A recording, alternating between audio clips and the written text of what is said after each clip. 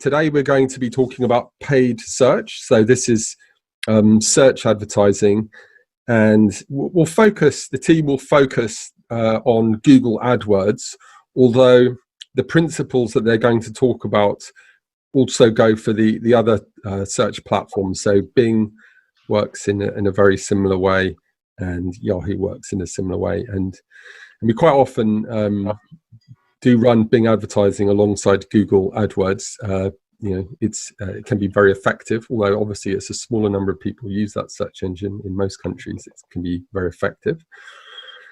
The main thing I want to say, when you are talking with clients about search marketing, search advertising specifically, the skill and the value that we as a communications group can bring to clients, it's not just about we know how to do it. Yes, we know how to do it, but actually we can create value for the client, like material value. So we can save them significant amounts of money, meaning get them the same reach and engagement and the same customer acquisition for a lower cost, or we can get them more customers, more reach, and more engagement for the same cost.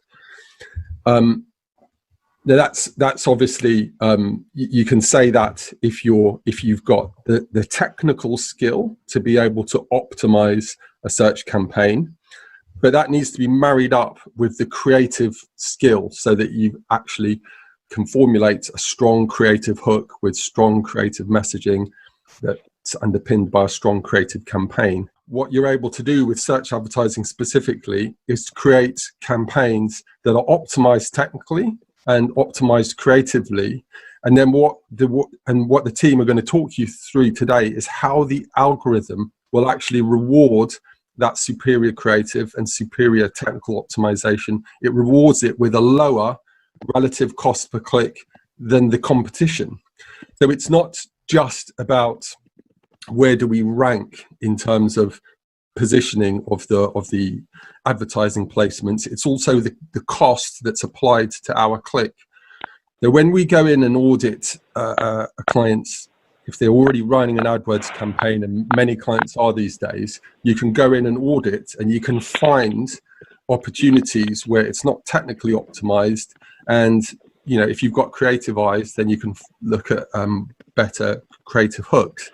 And if you can make those improvements, then very often we can actually double the reach and engagement for a client for the same amount of money, or reduce their cost by 50% and give them the same reach and engagement that they're currently getting.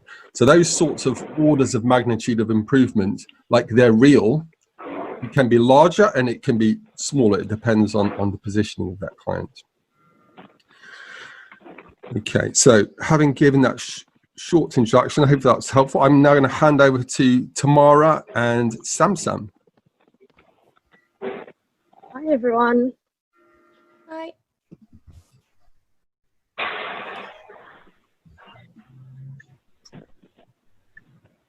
Perfect. So today we'll be running through a few different points today, starting off with what is PPC, and what platforms we use for PPC, and how accounts are structured. And we'll also have a look at the campaign planning process, and the various campaign types and campaign goals that are available within these platforms. We'll then look into the structure of search ads and ad extensions, and kind of the best practices for these. We'll also look into the display network ads and Gmail ads, which are also PPC.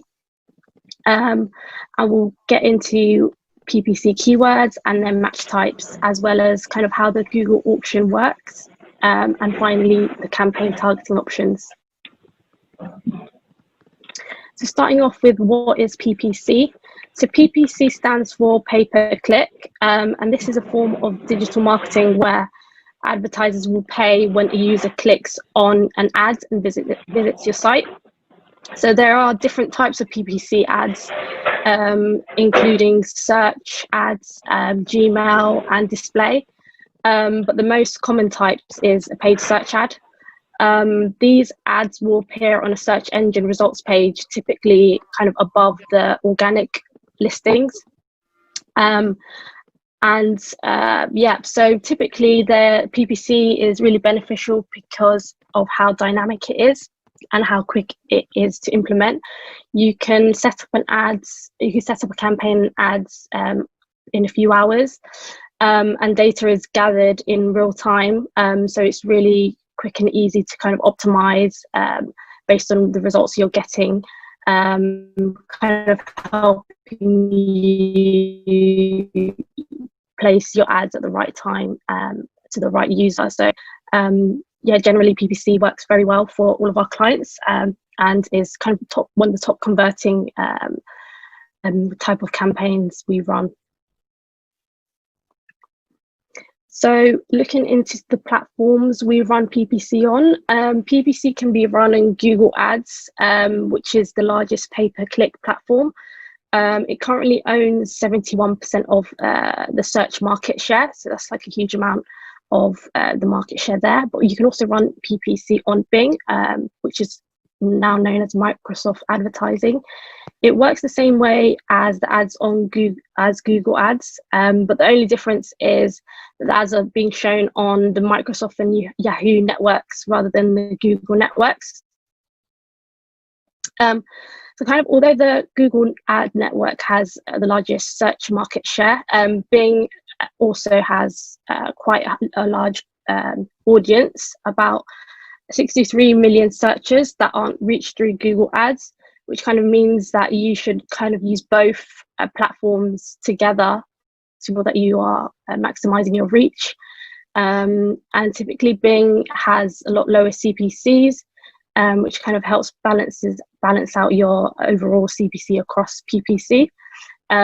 So yeah, generally depending on the budget, we would advise advertisers to run on both Google and Bing, as they work very well hand in hand.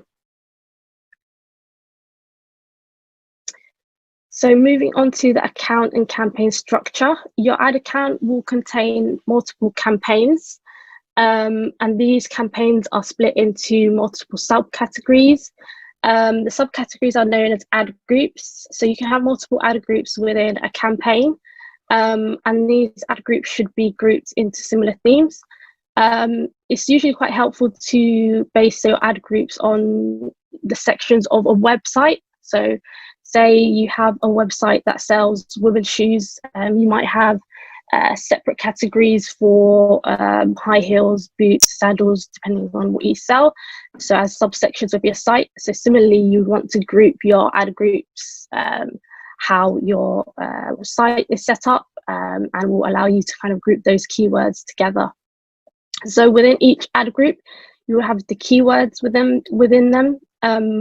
So yeah, you will just target those keywords which are aligned to your ad group within those ad groups. Yeah. So now we'll just talk about like the campaign planning process for a paid search campaign. So this is a schematic which you will have seen last week, which we used for paid social. However, there is a slight difference in one of the steps. So step 1 is setting your objectives, KPIs and goals. Step 2 is defining your budget. Step 3 is identifying your target audience. Unlike for paid social, for paid search, you don't have to consider where your audience is spending their time online or how they behave online.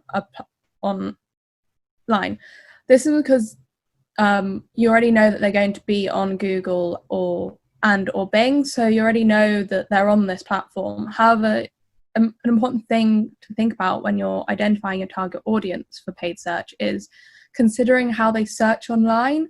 So do they tend to search for longer tail keywords, or are they more concise in their searching? This helps you sort of think about what keywords that you'll want to research for in step 4, which is keyword research. So keyword research is important to every paid search campaign. This is because your keywords are what triggers your ads to be shown, and without your keywords, then your ads aren't going to be triggered, and as such, you'll miss out on those opportunities. So keyword research is extremely important for paid search campaigns, and this is unique to your paid search campaign because you don't have to do keyword research for paid social. The fifth step is writing ad copy, and Sam will discuss in more detail some key best practices for writing ad copy, but the main one is using your keyword research to guide what you should write and what your messaging should be, and that you should always include your keywords or try to include a keyword within the ad copy to make it relevant. Step 6 is setting up the campaign and tracking. Step 7 is pushing it live. Step 8 is monitoring and optimizing, and step 9 is using the learnings for future campaigns. So now just discuss the different types of campaigns, the goals associated with it, and the bidding strategies available.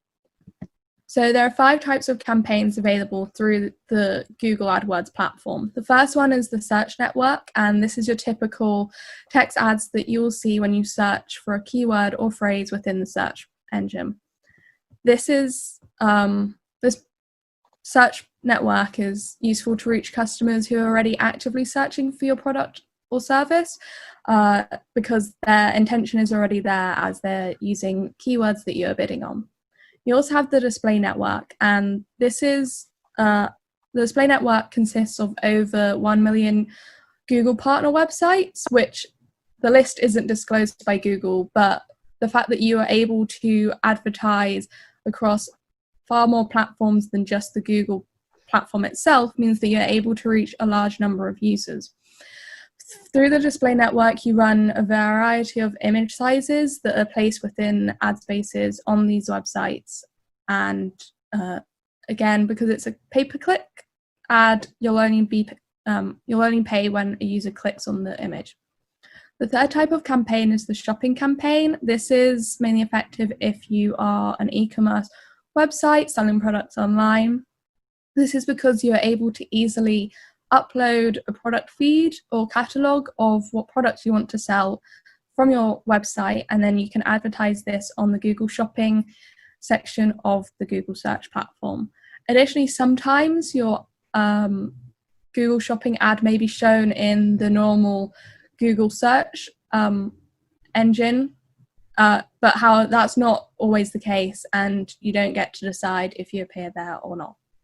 The fourth type of campaign is video, and a few years ago Google bought YouTube and started to include it within their advertising business model, and because of that you're then able to reach and engage with users on YouTube by showing them a video ad or also a display ad which can feature on the right hand side of the user's YouTube feed.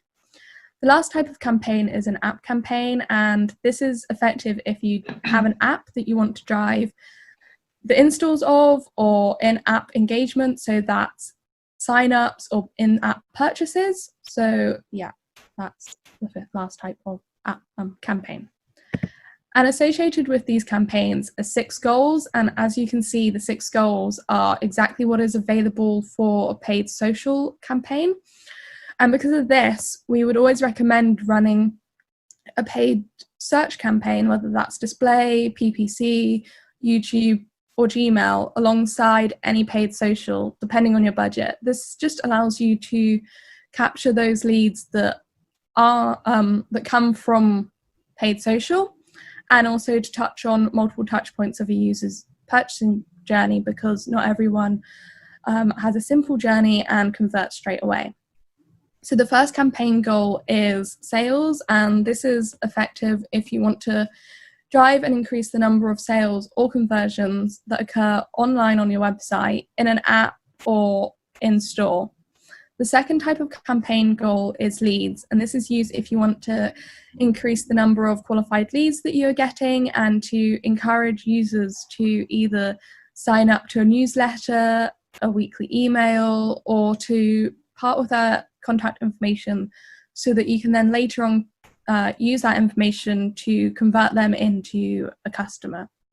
The third type of campaign goal is website traffic, and this is effective and useful if your goal is to drive users to a specific landing page and get them to carry out a action on that website. The fourth type of goal is product and brand consideration. This is used if you want to target users who are already considering a product or service that you offer, but aren't necessarily, but haven't necessarily decided completely that they're going to go with you or a competitor. This just exposes them to encourage them to explore more about what you're offering to then hopefully become a paid customer.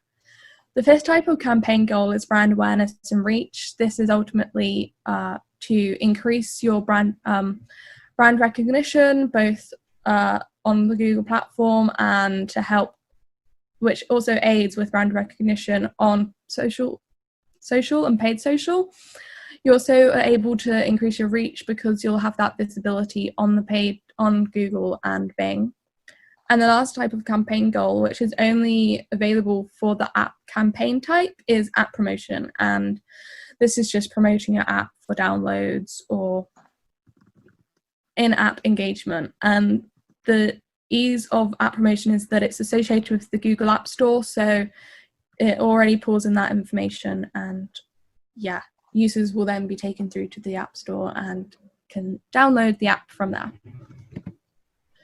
So in Google and also Bing, you have different types of bidding strategies. The first bidding strategy is manual CPC. This is one of the only completely manual bidding strategy available, and for this you are able to set the maximum bid that you're willing to spend for each click.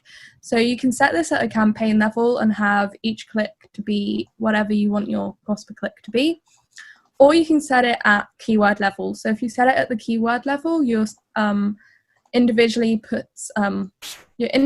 setting the bid for each keyword. So some keywords may be slightly more expensive, in which case you'll want to add a higher cost per click bid to ensure that you're then going to get those bids.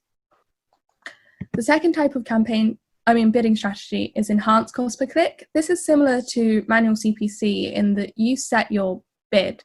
The only difference is that Google also automates that, in that if Google thinks that a click is likely to convert, then it will raise your bid to increase your chances of being shown for that search. However, if it thinks that it's unlikely to convert, then it will keep your bid at the same level, or it will set it to just below to ensure that you're not then being shown for that click, and as such wasting your ad budget.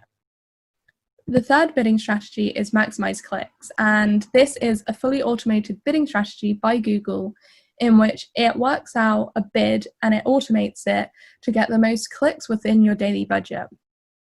Similar to this is maximize conversions. The only difference is that rather than focusing on us getting as many clicks as possible, it focuses on us getting as many conversions as possible within your daily budget.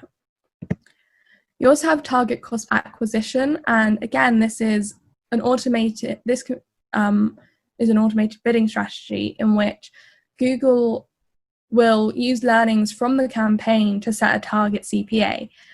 We would always recommend never starting out with this bidding strategy. This is because you have to allow Google to learn and optimize and find that target CPA, and to do so we'd suggest selecting maximize conversions first to work out for Google to learn and work out what the cost per acquisition can be.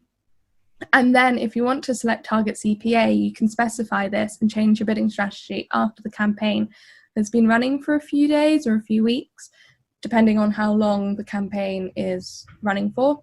And then you will enter your target CPA based on this information, or you can let Google select the target CPA for you, and then it will try to get as many conversions as possible at that cost. However, it's also important to note that if the target CPA is too low, then it could lead to a downturn in the number of conversions you're achieving.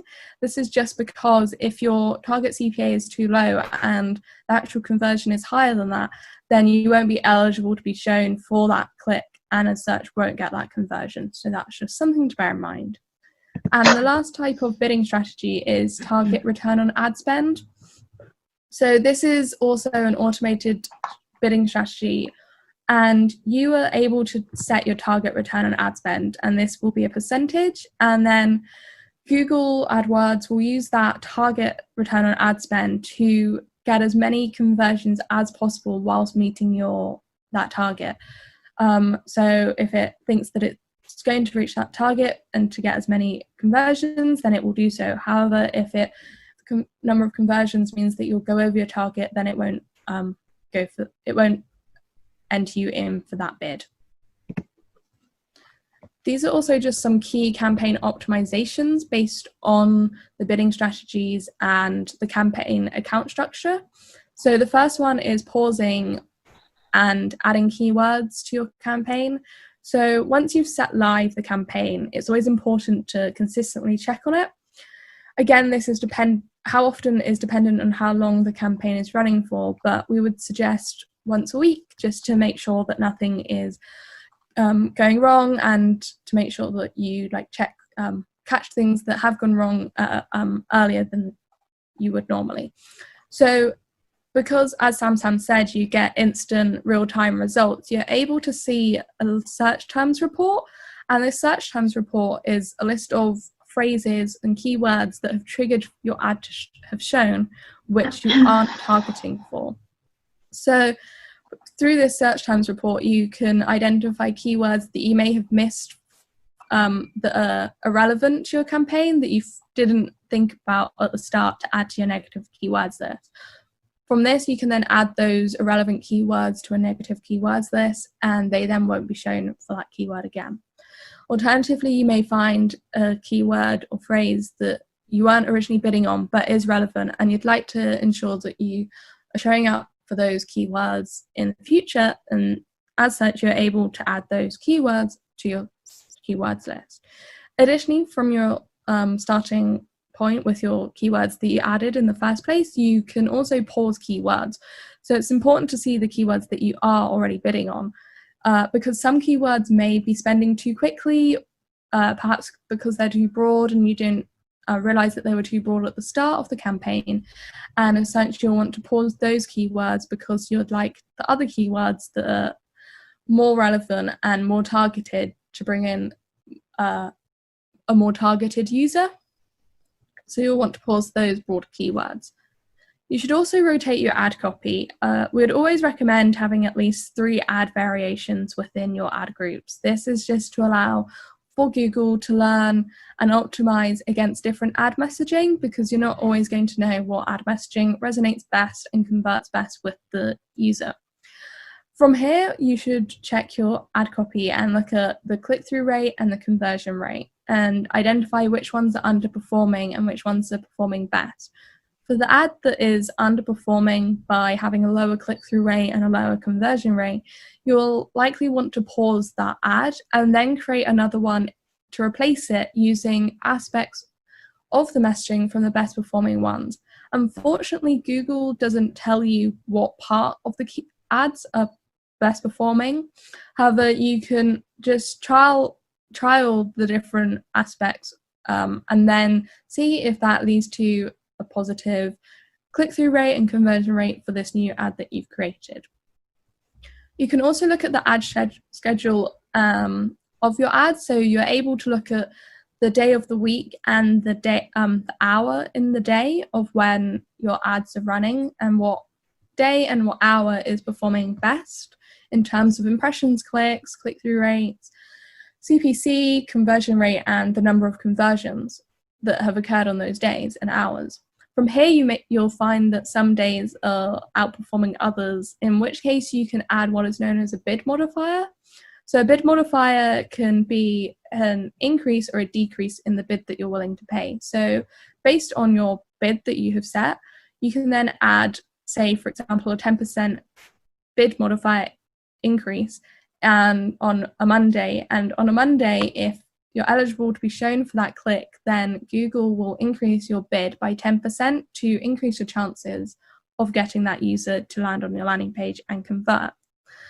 Alternatively, if you see that a day or an hour isn't effective, but you want to ensure that you're still running to make sure that you are getting some users to your landing page all the time, you can set a decreased bid modifier, in which case you will lower your cost on that day, but you're still running. And if the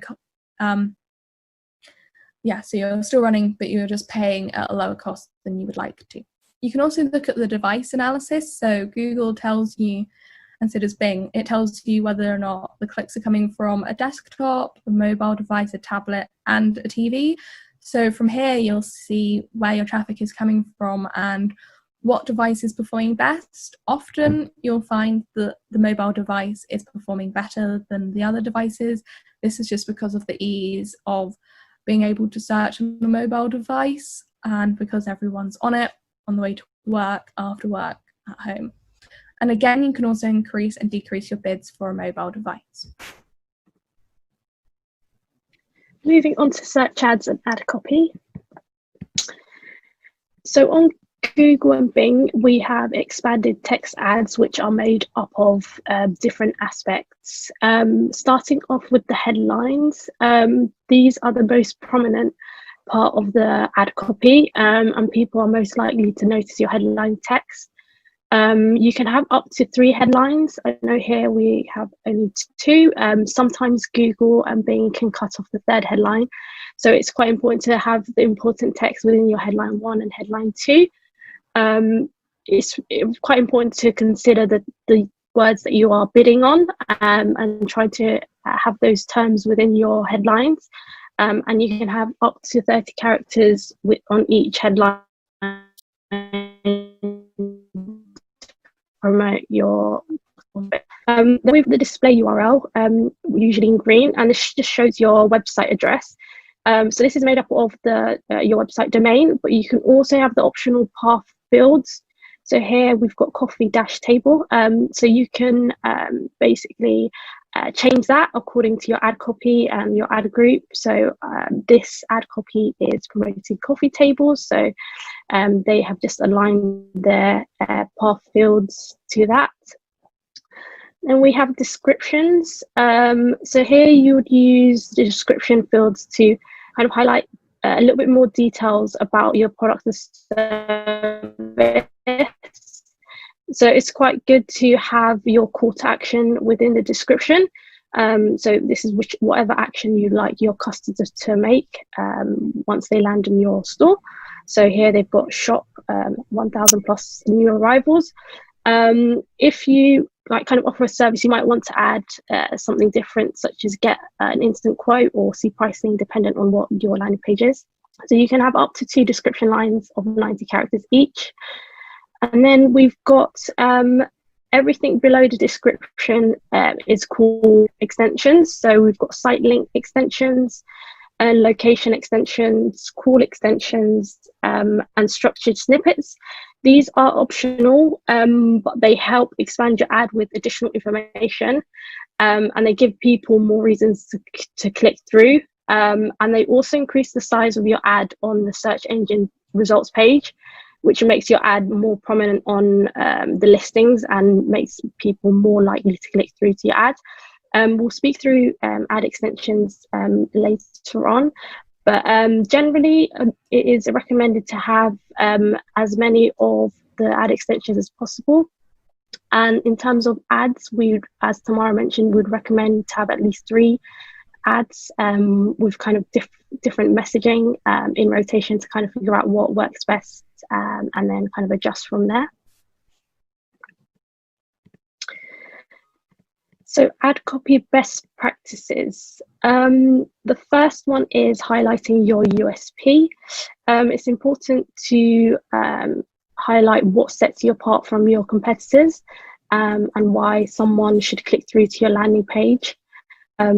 So that's really important to have in your ad copy. If you're a shop, you should include prices, promotions, and exclusive deals in your ads, things that will make your user more likely to click through to your ad. If you're on sale, we would highly suggest having that in your headline, and kind of make that really prominent.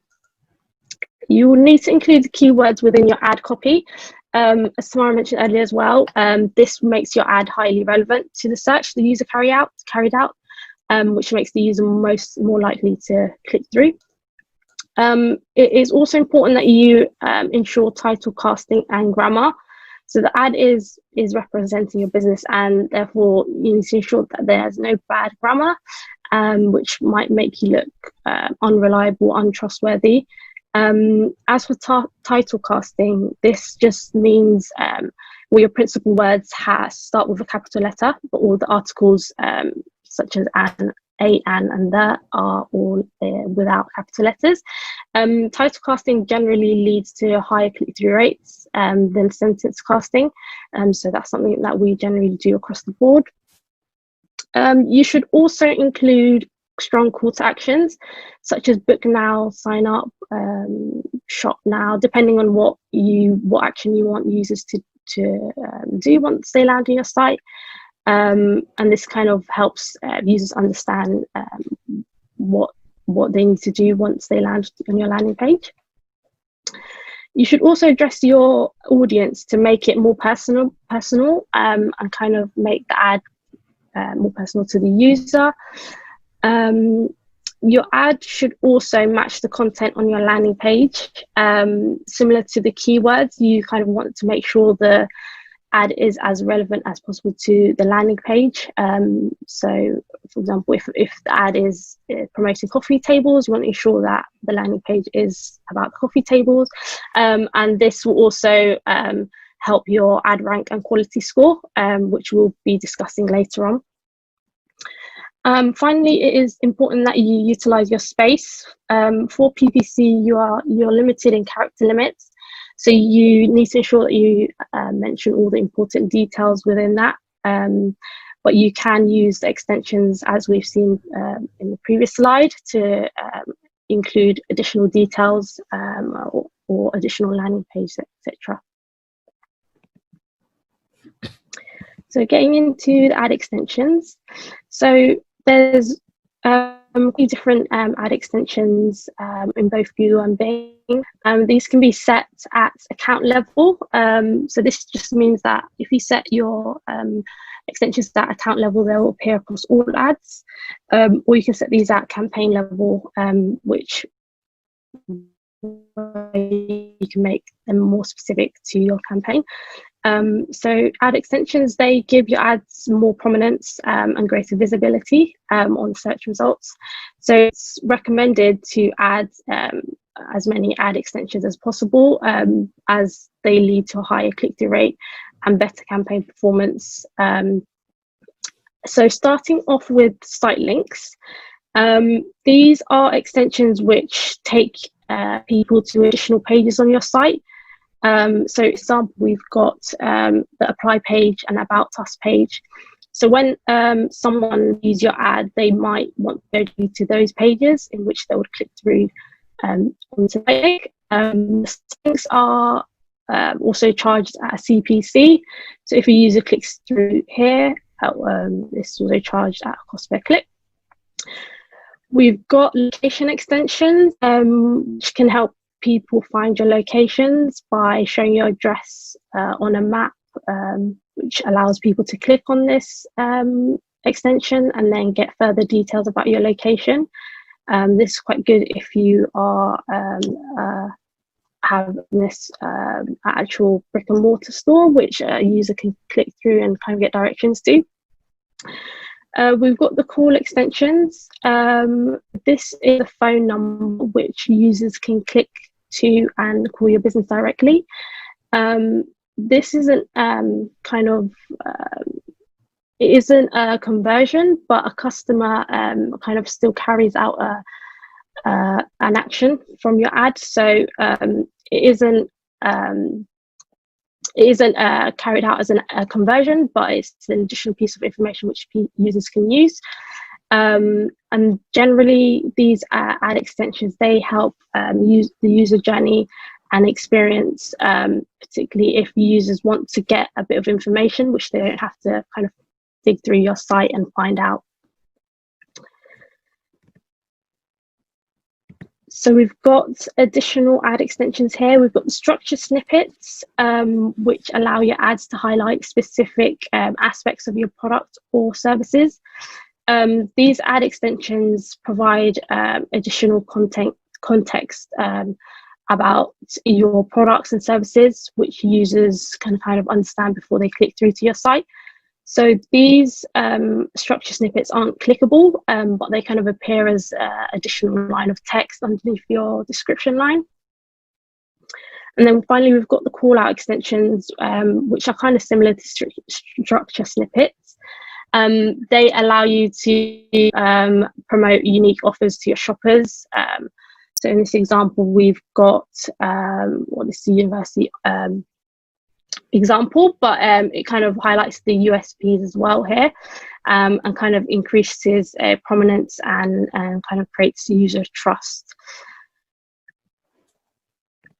So now I'll just quickly talk about the display network. So as I mentioned earlier, the display network allows you to advertise on Google partner websites. As I mentioned, you don't know what these websites are, you just know that you are able to advertise across more than just the Google platform. So rather than a typical text ad, the display ads are usually image-based, or they can also be a GIF to allow for movement and motion, which will capture the user's eye. So on the right-hand side are the different ad sizes that are available for the display network. It was always important to include more than one ad size within your display campaign. This is because when an ad space is available for that ad size, say you don't have it, then you're not eligible to be shown. This is because Google can't manipulate your ad size to fit into multiple ad spaces, and as such we'd always recommend having a skyscraper, the banner ad, and the square one. This is just to maximize your chances of being shown in more than one ad space. So the display network ads and campaign are less conversion focused. This is just because you are reaching so many more people, and as such you have a higher number of impressions and reach than you would for say a normal PPC text ad. And because of this you have extremely low CPCs, but you also have low cost click-through rates, because you are getting more of those impressions but fewer clicks. The reason, but because it's less conversion focused and you are getting a lower click-through rate, the display network is more effective for a remarketing campaign and for brand awareness. So as I just mentioned, it's really effective for brand awareness because you are able to reach millions of users within a short amount of time for a really low cost per click, and as such it's cost effective. And then it's also good for a remarketing point of view, because you're able to retarget users who have been on your website before, and then you are keeping your brand and product or service front of mind when they're across the website, across the internet. And as such, you are then able to push them back into the conversion funnel, and hopefully they'll convert at a later point.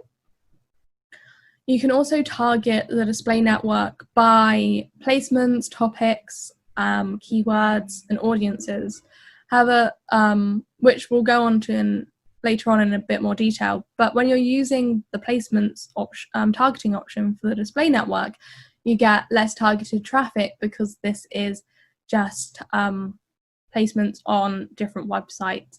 Whereas for topic targeting, you'll get slightly higher targeted traffic, because you are targeting users who are interested in a specific category, whether that's education or online business or technology, etc.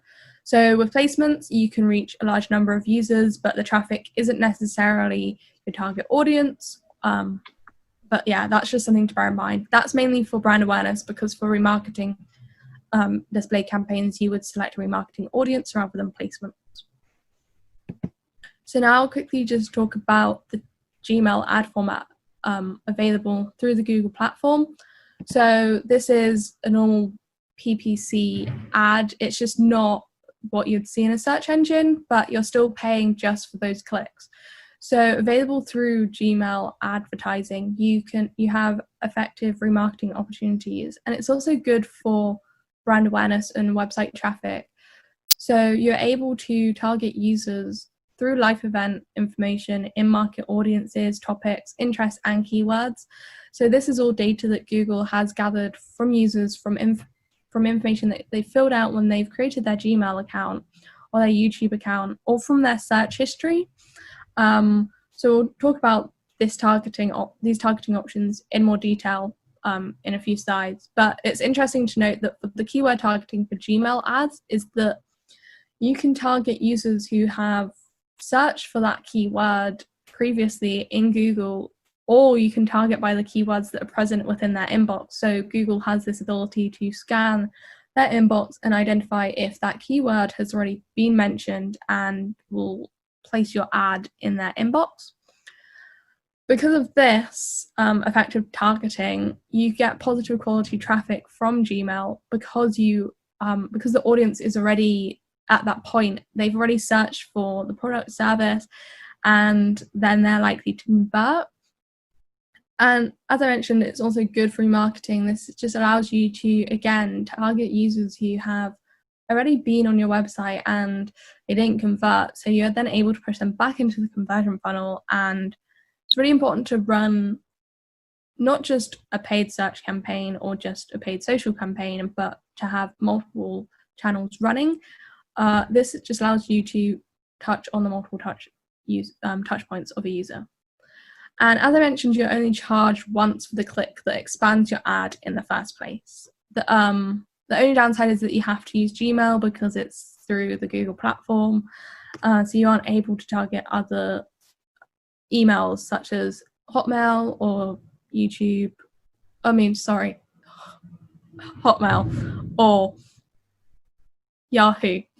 So these are just an example of a Gmail ad. So on the left-hand side is the desktop version, and on the right-hand side is the mobile version. So the top images are what a user will always see. So that is the collapsed version. They'll only then see your creative, that's your image and video if you include it, once they've clicked on the ad. The good thing about Gmail ads is that they can actually save the ad to their inbox so that they can then come back to it at a later point, because the ad doesn't stay in their inbox forever. Perfect. Moving on to keyword research. Keyword research is one first step to take on creating a PPC campaign. It's important to conduct keyword research as it will kind of help you find terms you'd want to show, and also will help you with structuring your ad groups.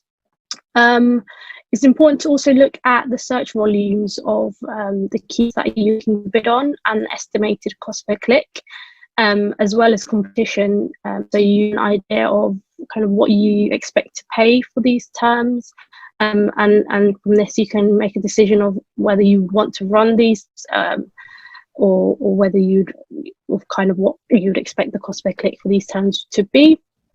A really useful tool to keyword research is the Google Keyword Planner tool, which is a really good starting point for all keyword research, and can help you create a plan of keywords that are relevant to you and your business. The Google Keyword Planner also gives the search volumes of the terms, the estimated cost per clicks, and competition on the terms that you've chosen. As well as this, they'll give you a variety of different other terms which Google kind of thinks that you should bid on, just based on their algorithm, etc. And from the keyword research, you would kind of group those terms into ad groups and campaigns, etc.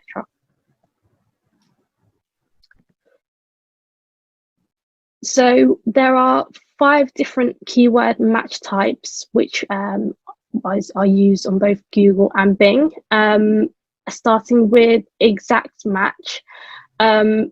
These keywords are the most relevant to the terms that you have, and these give you the most control over who sees your ads. The keyword that the user searches must match the term that you have bid on. Can result in higher click rates, since your ad will only trigger for the search that exactly matches the user search term. However, there are a few limitations on exact match, because the keywords must be typed in exactly as you have it. Although some close variations will also trigger ads, such as plural versions of your terms. In this example, we've got women's hats. We might also show for the singular version, because the intent is still the same there. We've got, secondly, the phrase match, which provides you with slightly less control over when your ads are triggered. So your ads will show for those who search for your keyword in the exact order that you have it in, but a user can include additional keywords before or after.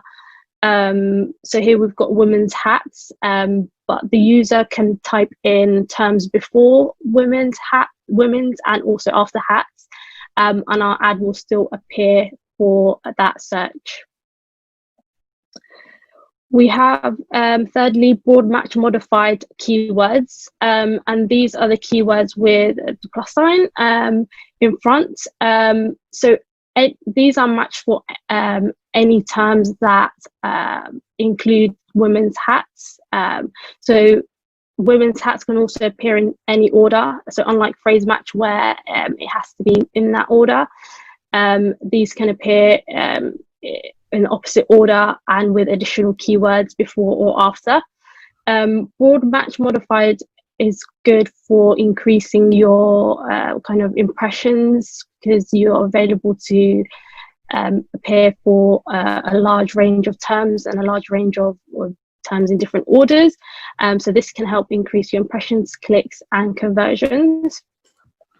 Finally, we've got broad match, which means your ads will show for any search terms that match your keywords, as well as any relevant variations. So this can include any synonyms, any related search terms.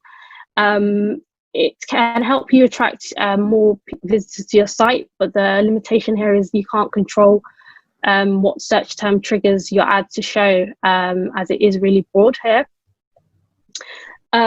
Generally, we typically stick to exact match and broad match modified, as this both gives us the reach from broad match modified, but also we are getting the control from exact match if we do want to control just the terms that we are bidding on, and if we don't want to show for any terms beyond that.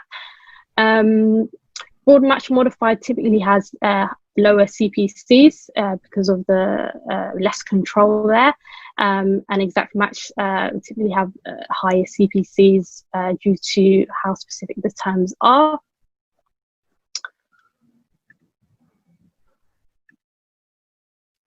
Moving on to negative keywords. These are the keywords that you put into your account that you don't want your ads to trigger for, that aren't relevant to your ads. It's really important to have negative keywords in your accounts, because it gives you control on kind of removing unqualified traffic that you don't want to show for. And this in turn will prevent any budget wastage from irrelevant clicks.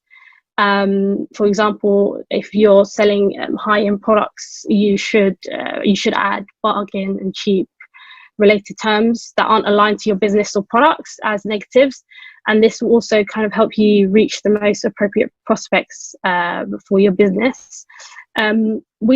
We highly suggest adding a general negative keyword list into each campaign, and we do this with our clients for any terms that we wouldn't want to show for. And additionally, you can look into your search term report is provided by Google, and as optimization, you can continue to add sections that have triggered your ads and that haven't been added already into your negative keywords, which will just further remove any unqualified traffic and prevent your wastage. So now we'll just talk about the Google auction, how it works, and how that affects your ad rank and quality score. So what is the Google auction? The Google auction occurs for every search that a user performs, and each ad and keyword that is eligible to be shown for that search is entered into the auction. And then Google assigns a rating to each ad that's within the auction, and then that rating determines where the ad is shown within the Google search engine, whether that's in position 1, 2, 3, and above the organic listings, or below the organic listings, or on pages 1, 2, and 3, and so on. It also determines whether or not the ad is shown at all. So within the Google auction, each ad is assigned what is known as a quality score. So what is quality score and ad rank? Your quality score is a rating assigned to every ad and keyword out of 10. So 1 being the lowest and 10 being the highest. And your quality score relates to your ad rank, in which is your ad position within the search engine. So your quality score and ad rank is essentially affected by the relevancy of your ad, the relevancy of your keyword that you're bidding on, the expected click-through rate, your landing page, and historical campaign and account performance. So Google will analyze the search term and analyze the keywords that you're bidding on, and whether or not your keywords that you're bidding on are relevant to the search term. That can be the same keyword or a similar phrasing that which still indicates that the user has the same intent as your keyword that you're bidding on. And in order to increase your keyword relevancy, you should always do your keyword research and then group your keywords semantically into the themes. This just ensures that you're not bidding on a wide range of keywords and essentially targeting a wider range of users, because a user who is searching, say for example, if you're a university student who's searching for an English degree, isn't going to be in the same audience as someone who's searching for a maths degree. So you'll want to separate those keywords and as such separate to increase your keyword relevancy. And also to increase your keyword relevancy, you should try to include your keyword within the ad copy. This helps increase your ad relevance to the search user. This is just because including the keyword, it shows to Google that your ad messaging and the keyword that you're bidding on is relevant, and that it's exactly what the user's searching for. So if you have low relevancy, then it will decrease your quality score. Based on this, you also have expected click-through rate. So Google, through the Google algorithm, it works out that if your ad is shown at position 1 for 100 searches, what is the expected click-through rate? If it expects that your click-through rate will be high, then it will increase your quality score. However, if it's going to be low, then it will decrease your quality score. This also relates to the keyword relevancy and ad relevancy, because if it's not relevant to the search term that the user has searched for, then it will lead to a lower click-through rate because the user isn't going to be interested in the ad that you've written. So again, it's important to have high relevancy with your ad to ensure that your quality score is high. Adding on to that is that Google also scans the landing page that you have added to your ad. So it will scan the content of your ad to make sure that, again, the content on the ad is relevant, on the landing page is relevant to what you're talking about in the ad copy. It also factors in things such as load page time to ensure that the user has a simple and effective user journey, and they aren't put off by a longer load page time and likely to bounce off of the landing page. So again, you have to think about the landing page that you're sending users to and the content on that site.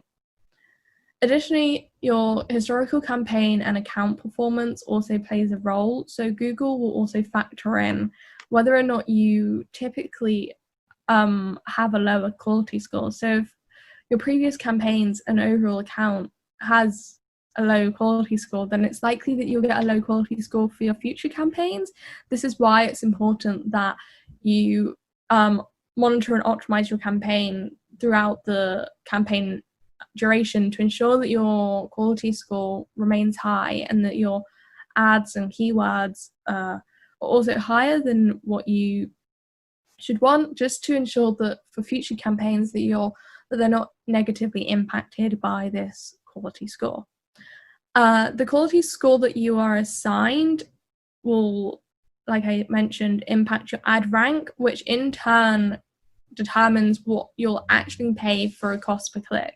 So you'll set a bid, but then this quality score and ad rank is rewarded by having a lower cost per click. So the higher quality score, the lower it is. So this is just indicated in this diagram. So as you can see, low quality score means a high cost per click. So Google negatively impacts advertisers who have a low quality score between 1 to 4. However, if your quality score is between 10 and 7, then it actually rewards users by discounting the cost per click significantly. So you'll always want to try and get higher than 6 for your quality score. Campaign targeting.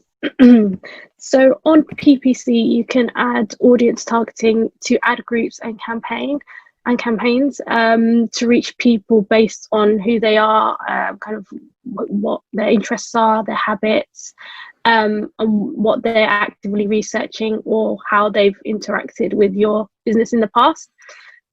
Starting with affinity audiences, these are used to reach potential customers based on their lifestyle passions and habits, that they've demonstrated a passion for a topic through their Google search. So this allows us to basically reach people who matter the most to the business, the people that are most likely to kind of create an action, etc. So we've got customer match, and this allows us to show ads to customers based on data about customers that you share with Google. So this is basically used off of the back of CRM data that you've plugged into Google, and will allow us to target those people that have already engaged in business. Custom intent allows us to target words and phrases related to the people that are most likely to engage with your site. And this is used on display and video campaigns through specific keywords and landing pages that your target audience are actively researching. And you can define your own custom intent audience by entering your own keywords and URLs. But you can also Google's recommendations by using their own auto-created audience based off your business. We've got similar audiences, which is targeting users with interests related to your previous customers, and this helps you target people who are most likely to be interested in your products or services, and allows you to find new customers. We have in-market audiences, and these are customers who are actively researching or planning on buying a product or service, like your business. So these are users who are actively on Google search and have searched for terms similar to those that you are bidding on, and that allows you to kind of get that audience that are already in market for the products or service like yours. And finally, we have remarketing, and this allows you to reach people who have already engaged or interacted with your website, and this kind of allows you to retarget people who may have not made an action on site. So maybe people who have landed on your website but have not converted. So you can remarket these users with PPC ads. We also have content targeting, which is website-based targets. And this allows you to target either a set of websites based on criteria, based on topics, their placement, or the keywords on the actual website. So the first one is topics. So with topic targeting, you can reach a group of websites that fall into a specific topic, whereas interest targeting will reach individual users based on their interests. Topic targeting will serve ads to the websites based on the overall theme of that site. So Google analyzes web content and determines the central themes of each web page, and will allow you to target those based on your selection. We've got placement targeting. With placement targeting, you can select websites on the display network that you'd like your ads to appear on, based on where your customers may regularly visit. So depending on what your business is, you might, for example, if this is an education client, you might want to also target similar relevant websites. And you can select a range of specific websites, apps, and even YouTube videos where you'd want your ads to appear on. Finally, we have keyword targeting. This allows you to target keywords, and these are broad match terms. And Google will serve your ads alongside content which matches that keyword. So, for example, if you're targeting an education term, your ad can appear on a page which has that education term on. For example, it could be an article, or it could be mainly news articles or blog pages, and these are pages that are within the Google Display Network.